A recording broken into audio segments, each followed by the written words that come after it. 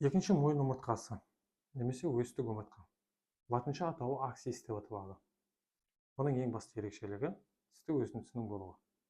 Латынша атауы денс аксис деп аталады. Тісті өсіндінің алдыңғы жағында алдыңғы буындық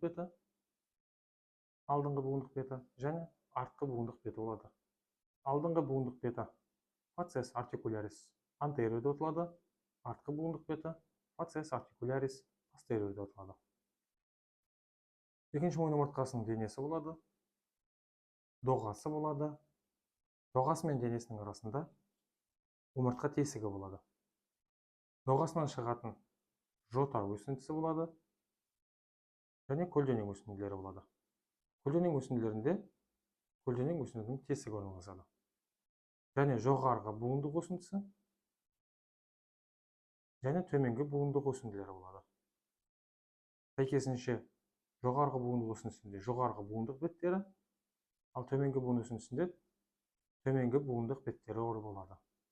Жоғарғы буындық бетін фациес артикулярис супериор, ал төменгі буындық бетін фациес артикулярис инфериор деп аталады.